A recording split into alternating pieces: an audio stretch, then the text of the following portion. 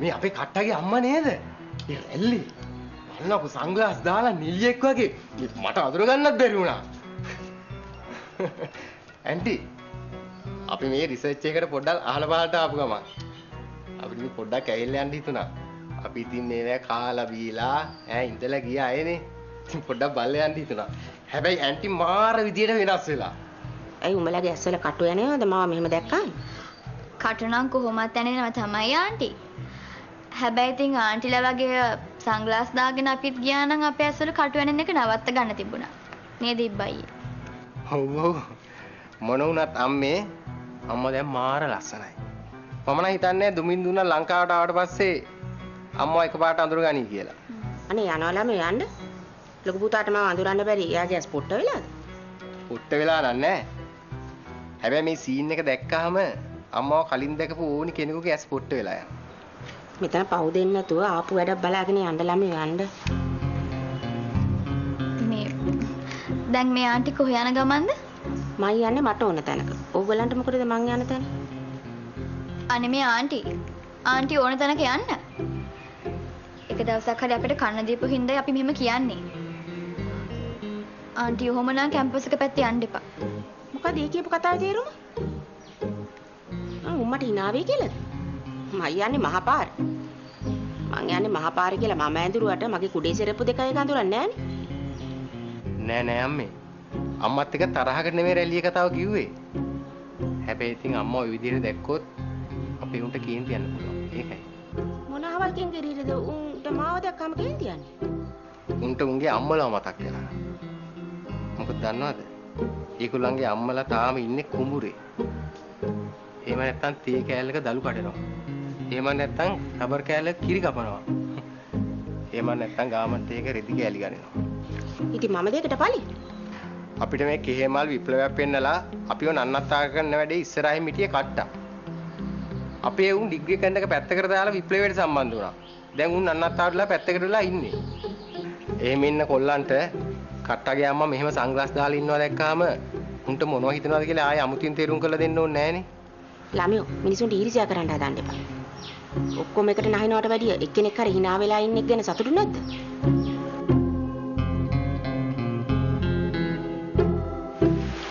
AC එකේ ඉඳලා මට හරි මහන්සියි යන්නේ. මේ මට ඒක පුරුදුත් නෑ. ඕවා පුරුදු වෙයි තව ටික දවසක් යනකොට. ඔක්කොම කට්ටිය එකට එකතු වෙලා පුතේ කෑම කන්නේ එහෙම. අම්මට කියන්න යුනිට් එකේ කට්ටිය ඔක්කොම එකට ඉඳගෙන තමයි කෑම කන්නේ.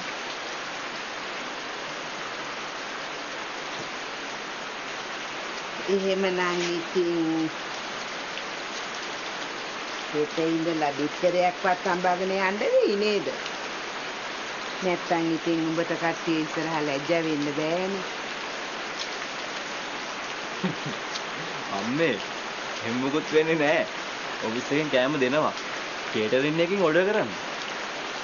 නීනි ඔය මොන කේටරින් එකෙන් ගෙනාවත් උඹ දවල්ට බත් එක ගෙදරින් ගෙනියන්න ඕනේ කියලා කියපන්. උඹ කියපන් උඹට බත් ඕනේ නෑ කියලා.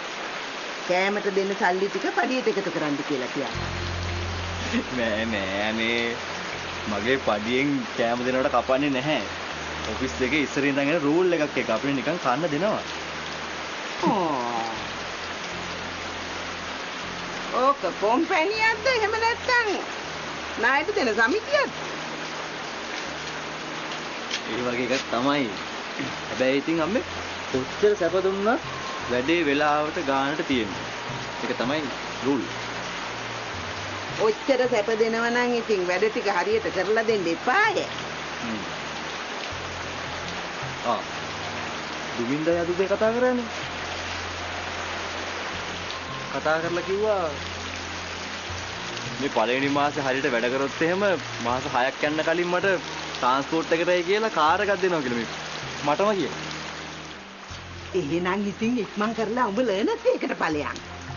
රේඩියෝ ලයිසන් එකෙන් වාහනේ ලවන්න බෑනේ. උඹ ඉක්මන් කරලා ගිහින් හරියාකාරව වාහනයක් පාරේ ගෙනියන හැටි ඉගෙන ගනින්. තව මාස 6ක් තියෙනවනේ පුතේ. මේ මාස පඩිය ගත්තාම ලර්නර්ස් එකට යන්න ඕන. දැන් ඉතින් වැදගත්ම දේ කියාපන්කෝ. ඊයේ දුඹේ එතන පඩිය. අම්මා දන්නේ නැද්ද? මේ ගෑනු ළමයිගේ වයස අහන එකයි පිරිමි ළමයිගේ පඩිය අහන එකයි එහෙම ගැලපෙන්නේ නැහැ. ඒක අහන්න එපා. එහෙම හොඳ නැහැ. මේ මං ඇහැව්වේ අල්ලපු ගෙදර සයිමන් කාර්යයෙන්වත් පල්ලෙහාවත් තිස්ස මහත්තයාගෙන්වත් නෙමෙයි. මං ඇහැව්වේ මගේ බඩෙන් අදාගත්ත ලොකු එකකින්. උන්ට ඒක කියන්න බැරිද? නෑ කියලා. මම වේලුවට කිව්වනේ. ඕන්නේ ඕන්නේ. ඔන්න පළවෙනි මාස 3 බේසික් එක. ඒ කියන්නේ මූලික වැටකු විදිහට මට දෙනවා කියලා කිව්වා. රුපියල් 30000. 30000? දෙන්නේ මදේ. විතර නෙමෙයි අම්මේ. එක එක දීමනා එකතු වෙනකොට 40000කට කිට්ටු වෙන්න හම්බ වෙනවා. පුතේ අනේ පුතේ දවසකට රුපියල් 40ක්වත් එන්නේ නැති උඹට රුපියල් 40000 පඩිය හම්බ වෙනවා කිව්වම කොච්චර දෙයක්ද තියෙන්නේ. මේක නම් හොය ලැබෙන්න ඉන්න දරුවගේ වාසනාව පුතේ. අනේ උඹට කවදාවත් වරදින්නේ නෑ මගේ අම්මා. බොහොඳට උතන වැඩ ටික කරගෙන හිටපන්. පත්තනේ බයික් දැන් එීම බලනවා. අම්මා ඔයද මම මේ ජැන්ඩියට ඇඳගෙන යන්නේ. ස්ටොප්. ඔය ස්ටොප් කොහොම ඇඳගෙන යනවා නම් මගුල් ගේකට යන්න උනොත් ඒක කොහොම ඇඳගෙන යයිද? මේ අයි මේ කොට චෙක් කරලා බලනවා. චෙක් කරලා. සන්ග්ලාස් දෙක. ඔව්.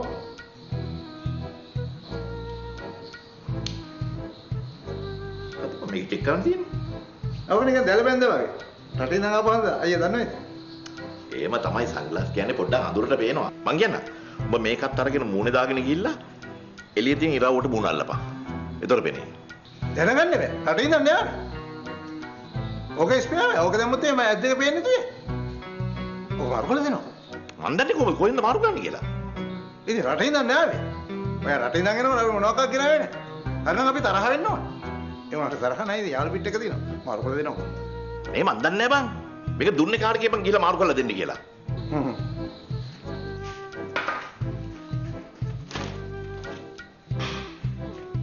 හොර වැඩ කරන්න බෑ. නිකන් කැත වැඩ කරන්න ඉතලා කියන්න එපා. නැත්ද බං මං කරපු වරකම්?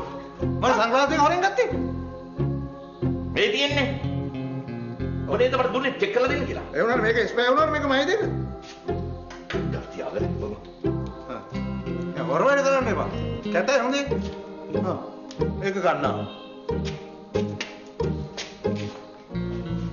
මේ ප්‍රියන්තයෝ බත් එක්ක තවදුරටත් මේ ගෙදර හිටියොත් එහෙම මට පිස්සෙක් වෙන්නයි වෙන්නේ. දැන් නම් පොඩි වෙන කෑම මෙලෝ රහක් නෑ. කොහෙද අපෙන් බේරෙන්නේ නේ යන්නේ? මං නම් දැන් කෑම වල රහ බල බල ඉන්නේ නෑ දෙවෙනි. බඩගින්නට ඔහෙ තියෙන දෙයක් කාලා දාන්න. ඒ මොකද? ඉස්සර ඔයානේ මේකද වැඩියෙන්ම රසගුණ හොයන්නේ කෑම වල. අම්මා කොහොම ඉව්වත් එක්කලුණු වැඩි එක්කලුණු අඩුයි. දැන් මොකද මේ? මුළු ජීවිතේම තිත්ත වෙලා තියෙද්දි කෑම වල විතරක් රහ බලන්න මට හිතෙන්නේ නෑ දෙවෙනි. ජීවිතේ තිත්ත කරගත්තේ ඔයානේ චූටි. ඔය මිනිස්සු කියනම කරන්නේ නැතුව තමන්ට කැමති දෙයක් කරන්න. ඔය කතාව මට කියන්න කලින් ඔයාටම කියාගත්තා නම් නේද දෙවෙනි හොඳ? බොරු කියන හැම කෙනෙක්ම තමුන්ගේ ගැලවීමට හේතුවක් හදා ගන්නවා දෙවෙනි. එහෙම බැලුවාම පුදුම බොරුකාරයෝ ටිකක් තමයි අපේ පවුලට එකතු වෙලා ඉන්නේ. මං ඉස්සර හිතුවේ අපේ පවුලට එකතු වෙන ලොකුම බොරුකාරයා ප්‍රියන්ත කියලා. දැන් බලනකොට ප්‍රියන්තලා හොඳට ඉන්නවා. නේද? පොඩිගේ ජීවිතේ කාලකන්වේ කියලා මං හරි බයෙ හිටියේ. අන්තිමට දැන් එයාලා හොඳට ඉන්නවා. හොඳට ජීවත් වෙනවා කියන්නේ දෙවෙනි සල්ලි ගොඩක් තියාගෙන ජීවත් වෙන එක නෙමෙයි. අතේ සතයක් නැති වුණත් සන්තෝෂෙන් ඉන්න එක. අතේ සතේ නැතුව කොහොමද චූටි හිතේ සතුට තියාගන්නේ? දැන් බලන්නකො පොඩි දිහා. ප්‍රියන්ත අසනීපෙච්ච දවස්වල එයා කොච්චර දුකෙන්ද හිටියේ. අඬාගත්ත ගම. දැන් ඉන්න විදිහ බලන්නකො. අපි බැන්නත් එයා hina වෙනවා. පොඩි එකේ දුකයි සතුටයි අතර වෙනස තියෙන සල්ලි වල චූටි. නෑ දෙවෙනි. ඒක වැරදි. උදාරයි මමයි බැඳපුවලුත අපි දෙන්න ගොඩක් සතුටින් හිටියා. අපි අතේ එතකොටත් සල්ලි තිබුණේ නෑ. අපි අතේ දැනුත් සල්ලි නෑ. හැබැයි අපි දැන් සන්තෝෂෙන් නෙමෙයි ඉන්නේ. එදා සන්තෝෂෙන් ඉන්නයි දැන් සන්තෝෂෙන් නොඉන්නයි හේතුව සල්ලි නෙමෙයි. ඒකෙත් ඇත්තක් නැත්තෙම නෑ.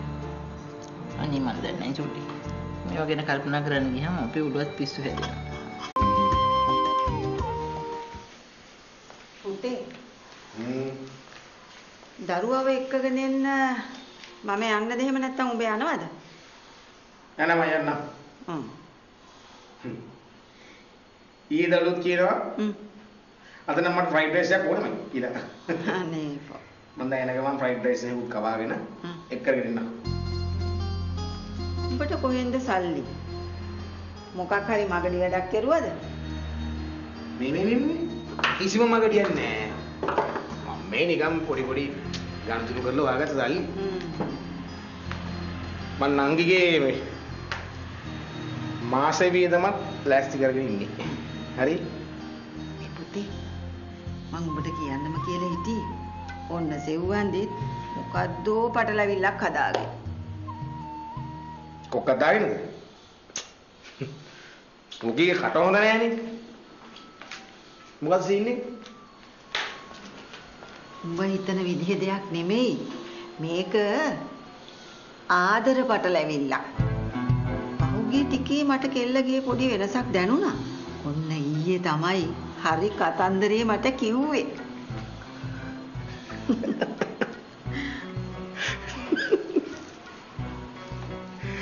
කවුද මේ අවාසනාවන්තයා ඈ? නේ පුළුවන් නම් මට ඔහුගේ ඇඩ්‍රස් එක වෙලා දෙන්න. ෂෝකේ පළ කරලා ලිව්වක් යවන්න ඕනේ. ඔය කැඩිච්ච DVD ද CD එකක්ද මොකක්ද හදාගන්න ඇවිල්ලා තියෙන්නේ. සෙව්වන්දියා කියන විදිහට හොඳ සල්ලිලු. හොඳ සල්ලි තියෙන එකෙන් නම් මොකටද මේ ඔය කැඩිච්ච DVD හදාගන්න මේ වැරින් ගන්න? ඈ අලුත් එකක් ගන්න බැරිය. අනික ටවුන් එකේ ඕන තරම් මිටට හොඳ ෂොප් තියෙන. උඹ එහෙම කිව්වට සෙව්වන්දියා දැන් හරි ප්‍රසිද්ධයි. ඒකනේ ඔය හොයාගෙන ඇවිල්ලා තියෙන්නේ. ඔව් ඉතින් කර්මයක් තියෙනවා නම් ගෙවලම ඉවර කරන්න එපා. උඹ ගැන මට කනගාටුයි පුතෝ. මේ ඉක්මනට මංගල්‍යයට ලෑස්ති වෙන්න කියන්නේ? ඒ කියන්නේ වැඩේ එච්චර දුරද එක ගිහිල්ලාද? එහෙනම් අම්මේ මේ අද ඊයේ වැඩක් වෙන්න බෑ ඕක. මන් දන්නේ නෑ බං ඔය අලගිය මුලගිය තැන්. උඹට බැරිද ඔය කොල්ලා මොන වගේ එකෙක්ද කියලා ටිකක් හොයලා බලන්න. ඔයලා බලන්න නම් පුළුවන්. හැබැයි අම්මේ ඌ ලෝකේ හොඳම මිනිහා වුණා. නරකම මිනිහා වුණත් සෙව්වන්දියට හිතිලා තියෙනවා නම් ඌ කසාද බඳිනවම තමයි. අපි මොන අයවද දැක්කේ. ඒ වුණාට අපේ යුතුයකමක් තියෙනවා නේද? ටිකක් හොයලා බලන්න. අයියා කෙනෙක් විදිහට ඌට බැරිද ඔක කරන්න? ඔයලා බලන්න. මම හැබැයි ඉතින් මොනවා ඔයලා බලලා කිව්වත් අම්මලා දැන් මේ මගුලට ලෑස්තිලා ඉන්නේ. චීනා අයියෝ අප්සෙට් එකෙන් වගේ. මම දැන් ටික වෙලාවක් ඉඳලා බලාගෙන හිටියේ. ඔයා ෆෝන් එක අපට ගන්නවා, චුක් ගන්නවා, චක් ගන්නවා. What is this?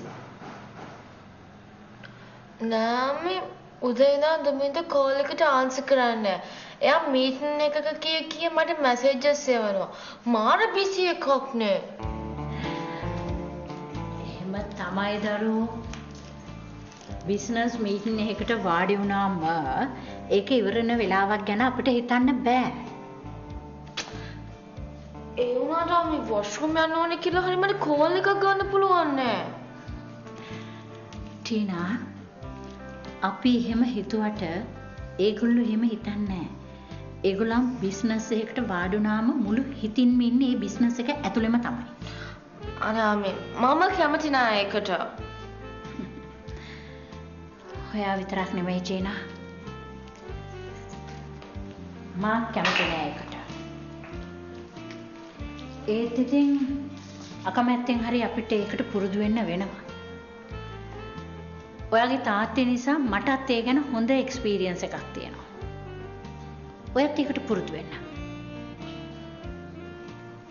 අම්මේ දුමින්ද තාත්තෙත් එක්ක වැඩ කරනවට මගේ අකමැත්තක් නෑ. ඒ වුණාට මං කැමති නෑ දුමින්ද තාත්ති වගේ බිසි වෙනවට. ටීනා ඔයා අකමැති වුණත් නැතත් බිස්නස් එකකට පුරුදු වුණ මිනිස්සෙකුට අපිට ඕන විදිහකට ගලවලා අරන් හදාගන්න බෑ.